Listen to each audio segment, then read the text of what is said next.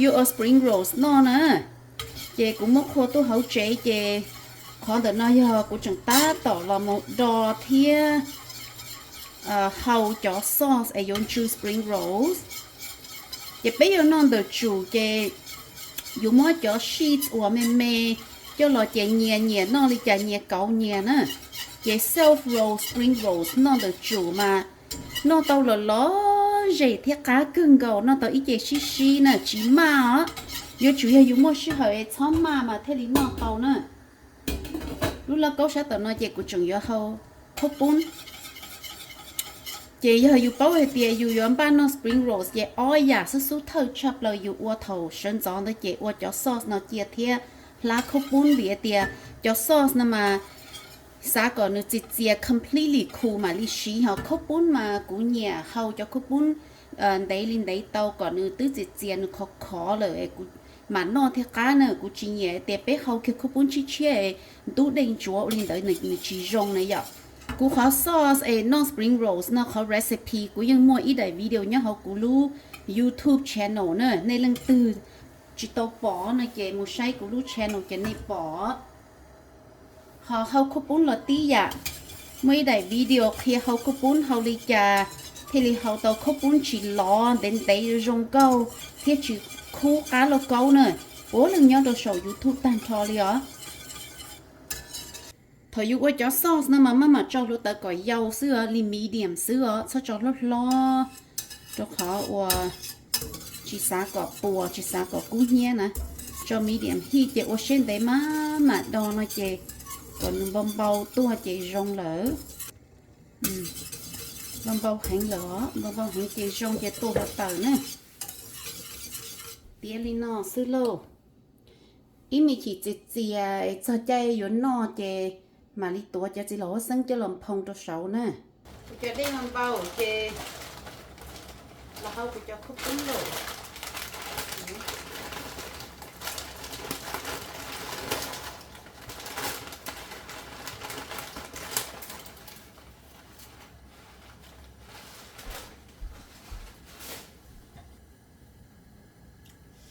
đây làm bao chị dùng mỗi dùng cho khúc bún cho hậu chị dùng mà mất đũa là một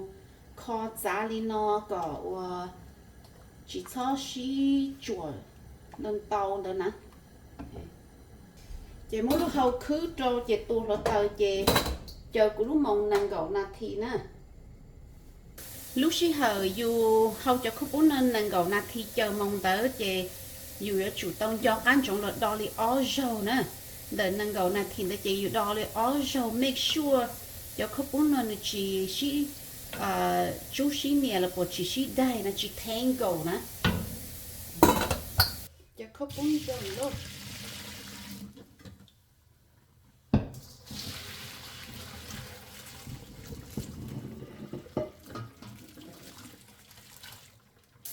khóc bún chè oli của hai sầu của đại video thầu hao tao li nó chè lấy sấy lúc là có đủ lúc chỉ lo ít khỏi khóc bún gì nè đủ lù lên nó sữa em nên từ chỉ tao sấy của đại video đó này chả chỉ một sấy xào sấy này bộ nhẹ có technique nữa nè cho bết tỏi lên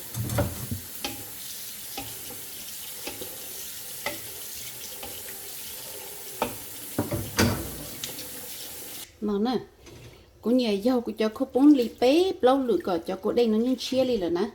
chỉ mua cho cô chủ em cho rồi nè chè của bao tiền được rong lỡ chị giờ dụ oli nó này chị dụ cho có 4 nhón tệ rồi lúc trên tu so là chỉ câu xài nữa nó spring roll chị của anh tệ lên nó xứ ấy khi mà lít gì nữa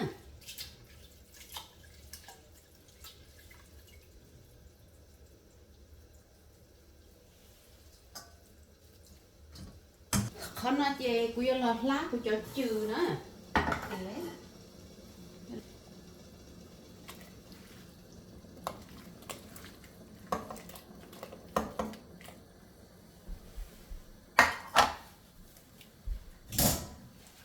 cho chiều nó mà ô sẽ sai thì xứ đây cái bông báu thì nó chè dù lá thì sẽ sai nó xứ làm ô dù cho chiều nó chè dù chủ nhóm đầy nó tán chài đo chúa thì nó gọi người xé thế xí chế bên bò bên tụ chư thế chẳng muôn thà thế chẳng cá nữa thế đi chỉ overcook rong lốt nó xứ này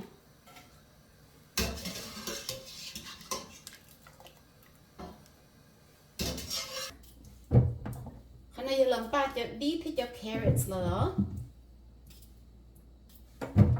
ít hier tin năng ở spring rolls mà là chỉ nhẹ mua carrots nhớ cho họ ta chỉ có họ nhẹ mua minji cho họ carrots thứ nhiều rau xứ này dọc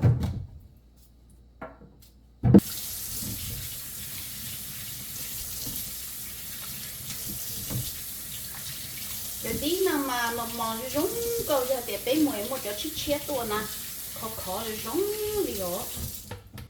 cú thấy nó chỉ cú nhẹ thấy cho họ sinh cái này cũng mà xua xưa thế là chỉ trong gì cho út trong nó à bé nhẹ sợ giờ mới ít xe mà lớn nhẹ thấy đi nó trong đời không khí nhớ hả cú để cú họ chỉ nhẹ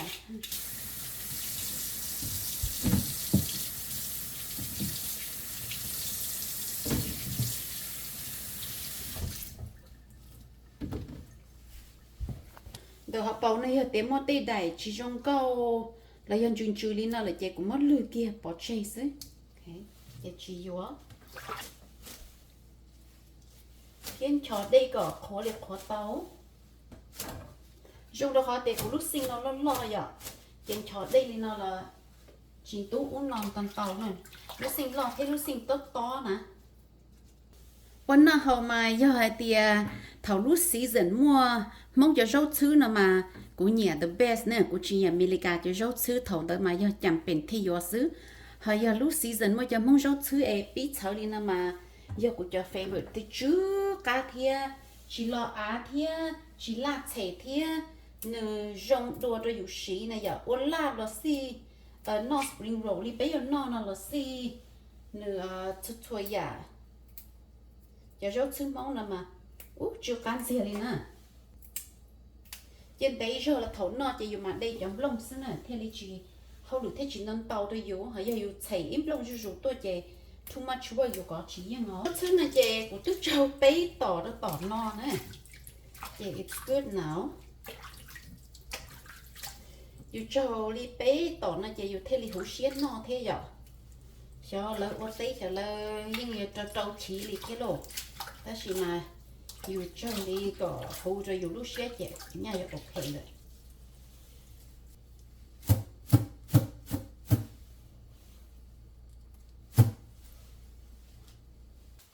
ที่นอนเราจะชอบสาแหละนั่นน่ะ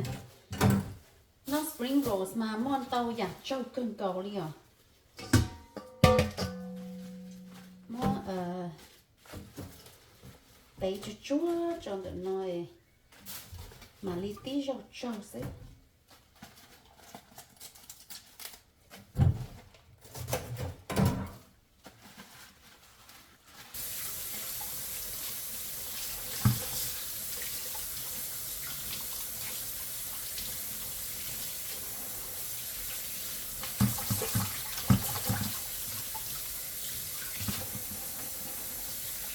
rau ta là chê giờ tao muốn cho có đây mồn tàu linh tàu này cho họ chỉ xa có cho rau nó nửa đun tu này dạo thời nó để chủ để cho rau này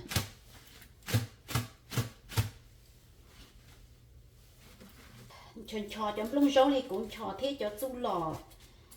bên cho đây là mà bây giờ chủ tàu ở đây xí cho chung lò thế cho rau này thế chuyện to tà giờ giờ để bên đây nhanh khá thì thầu bên cho đây cũng cho nó sẽ chè to tà break tà đi nữa nè所以主要才得是慢慢炒的是哦。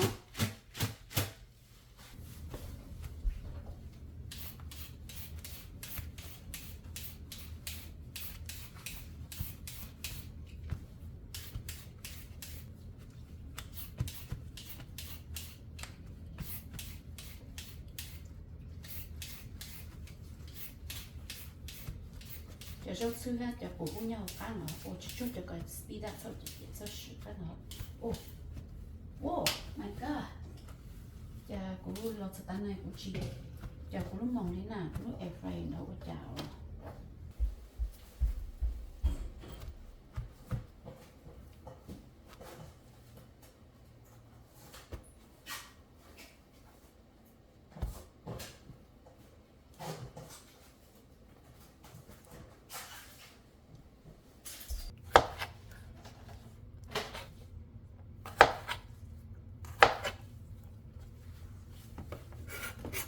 phải cho chua nữa nè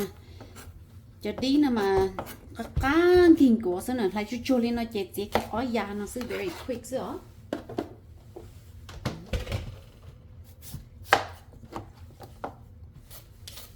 công tẩy trở đi nó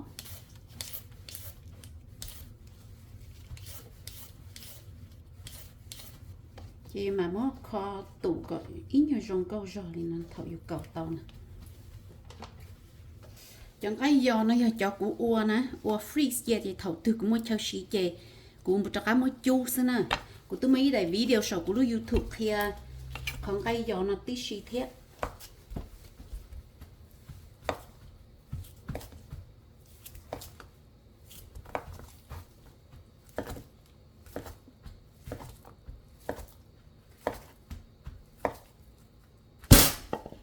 tôi chỉ là hốt sáng à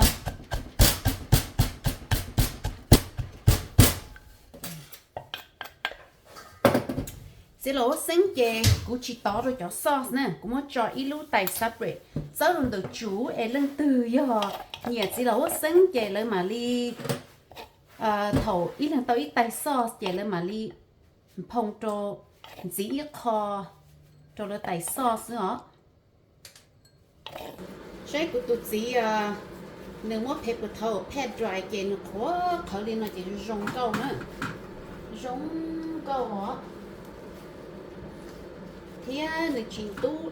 đây chỉnh tu qua cái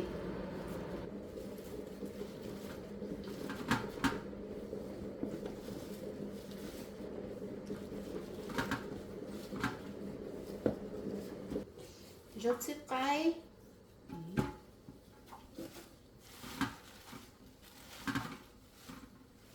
John bảo nó sử dụng ít bây giờ lúc pan cây mà đi chán gì bây giờ cho carrots cho hộp lỡ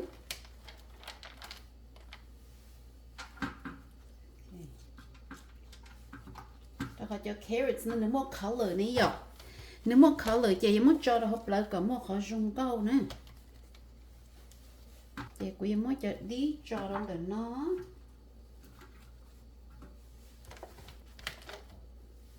ít lần mua ít lu pha nhân được sung lia rồi kì cú cho chỉ tao lúc play được lo nè cú cho khâu bún của tôi mất gì cái ói da rồi nè gì kia ói da chỉ cho khâu bún cho nó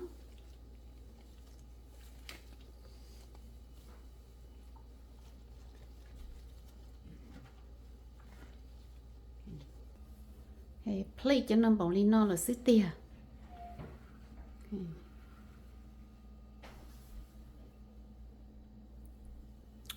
Okay, cucumbers, cilantro, mint, leaf lettuce, carrots, and copun. Trong tàu đu qua thì hầu nè, giờ ít tụi chỉ chế là chè, giờ chủ bao giờ cho hầu lử. Thầu tụi khơi ở tôi giờ tụi chỉ chế ở chủ ba tụi nhà chế là mù ba. Đây hậu sẽ yêu hậu đây là chỉ cho yêu chủ mỏ là yêu hậu mua đây là chỉ cho yêu cho kho hậu nữa còn này yêu hậu very important แต่ในเป็นตัวน่ะเจ๊จะกับเป็นหลงผัวเชียวคือมันเด็กโคตรโตห่าอ๋อ น้องผัวเขาตื่นน่ะ ห้องน้ำเหรอ เยอะเปอ ท่านนี้กับเป็นบ้านวายบ้านบ้านรถต่อ จะตุจิเจ๊จะเขาหรือเจน้องผัวชอบเตะเขาห้องน้ำก่อนหูชีเที่จะเชียthêm bao wine nó cái hay ok cho có chế này mà usually mua ít bông wine là một lâu ít là ít khó toast nè chế nó khó cha bé chủ make sure nên thêm bông wine đó get ready thầu yêu bao thì yêu một khó tua nữa nè ấy lửa nấu này xây để video nó này chế khá mình xây hôm nay lúc family có thêm có tụt gì này bạn đây hầu trong lý chả ok most of the time giờ cú thia cú cho mình nhỏ bé trâu mỏ xí nè chè nó mình nhỏ chỉ khổng chè của tôi chỉ là hiểu trâu mỏ sẽ muốn nẹp hình cho họ tứ ok của nó xem á lúc hai chú 1 inch from nó thu trống lại nẹp hình on the left ok mua cho tỏ chủ ấy lăng từ nhẹ nó chè nên mà lít đầu ít khó cho nó lúc xuống tia sữa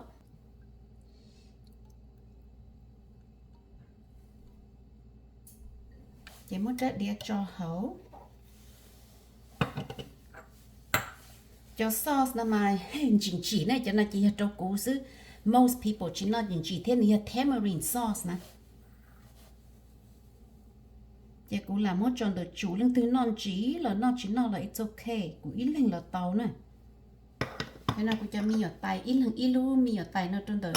nhiều lúc xuống tia là assemble nè peanuts ít ta mi ở đĩa nó đĩa công dở cho peanuts để cho hot sauce nó thu ta lên nó sức ok ta lên giờ dù spring roll nó hậu chế chè dù chi dù ít chân tay bùa lên nó lọt lại sâu chè có cá lên nữa ok là nhé lên nó chè sâu cho spring rolls chè cá hình chân tay nó gì cá để tiền chiên đầu lúc air fryer xưa chỉ ít sao cầu chín là thì ít sao cầu chín là thì xưa chỉ xé chứ rong lên là chỉ ta tao rồi rong này nó spring roll hậu chế chỉ cho nó cho mấy ái nè cho mấy ái luôn thì lúc pan nó cake nó xứ thầu mà lỡ mua cho Three Lady brand nó ta chỉ nên nó chỉ mua cho mấy nó là giỏ cho nó mà mua thầu của nhau của lúc cô chế tỏ Wisconsin này cú yếu tàu ở bếp bó nè chỉ cũng ca lò chỉ cú xí ta trong bóng nó xứ cho nên nó muốn thiết cho lúc khứ lúc ta là từ lò chỉ mua cho Three Lady brand nó liền nữa chỉ là họ mua brand nó là cá cơ thế nhẹ nhẹ cá cơ thế này thì mua của cho nó cho là mò cho được tha nó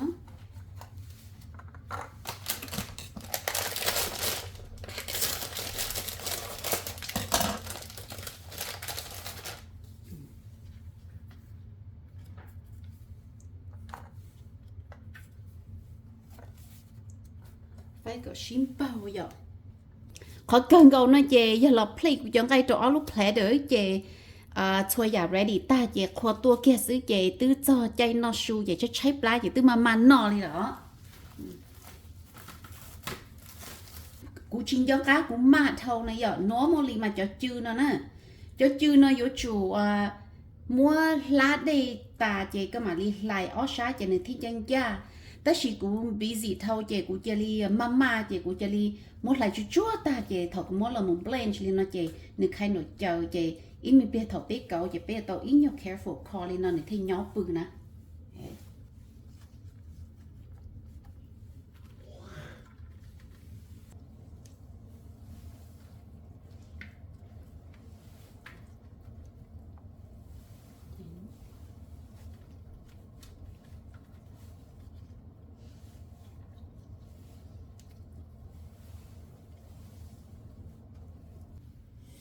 cái bùa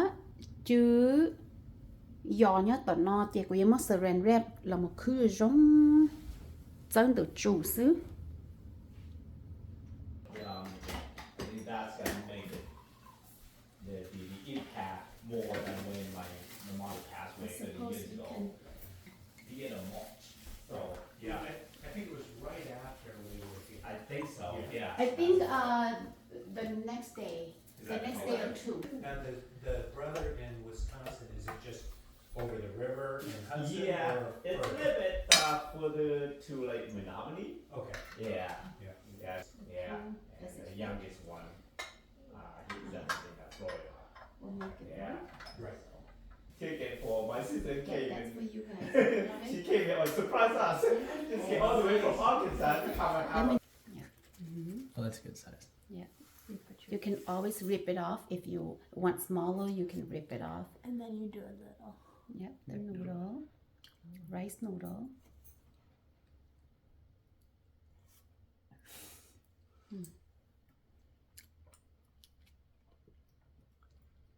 Then you put some cucumber and carrot. yep You want to push a little bit, Sarah? Or I you- might have to make a little stockpile. Yeah. You can do underside for you just And you put the mint. mint and I don't know if cilantro you want cilantro. you don't want cilantro okay mint it's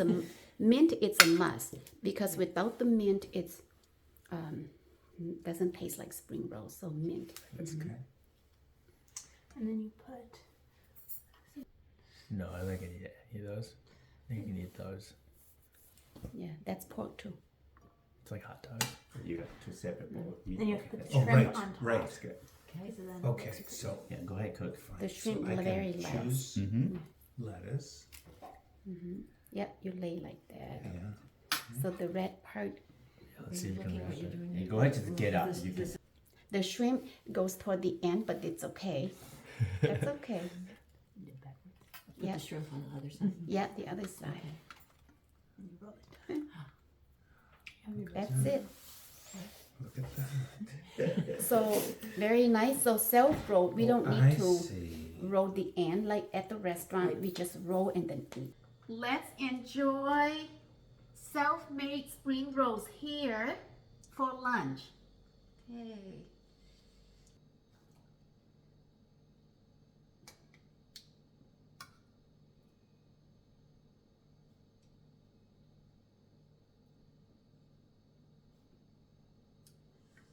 Cucumber, cilantro, mint, of course.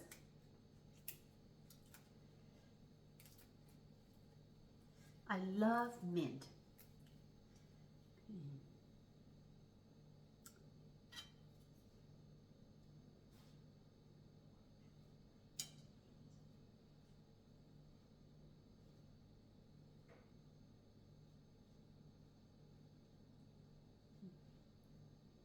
Shrimp.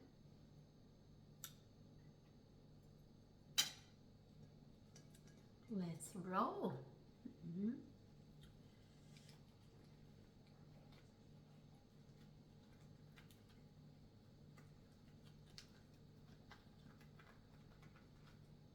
There it is.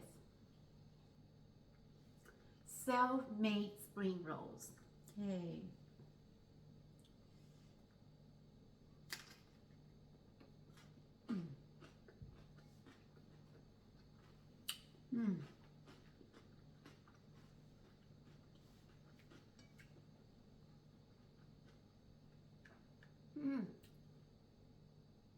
So delicious. This is a spicy sauce with tamarind flavor instead of the regular peanut hoisin sauce that I have a video, because I prefer my sauce to be spicy. So when eating by myself, most of the time I use this sauce. But when I make it for my family or guests, then I use the other hoisin peanut sauce.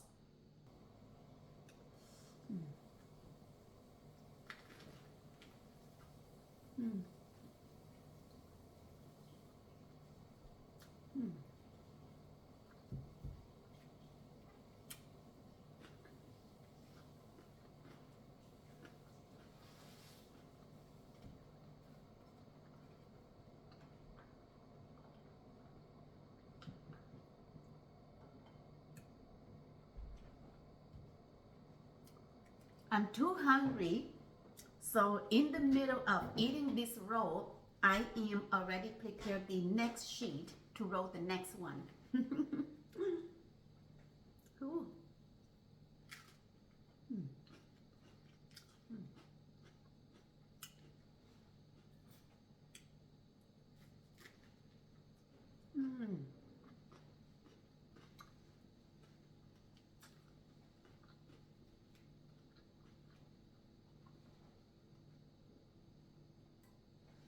Wow. Too good. Too good.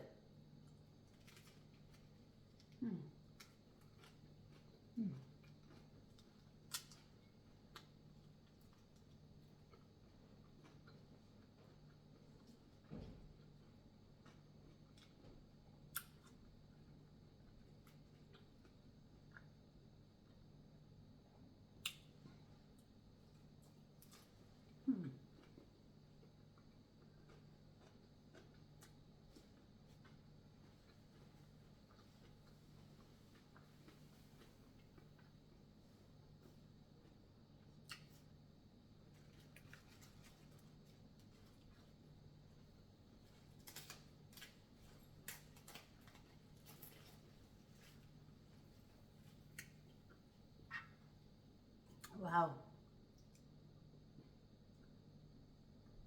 Cái tiệt tia. Ooh. So delicious.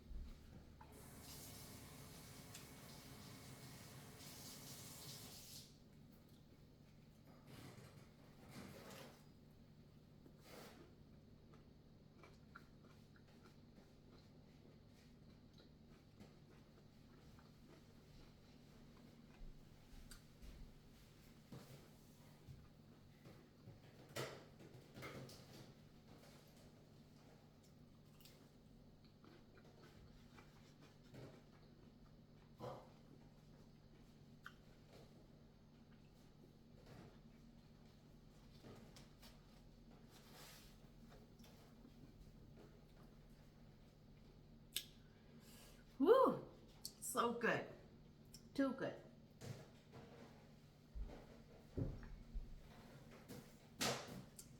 Thank you for watching me living today, making delicious self-made spring rolls. We'll see you next time. Bye-bye.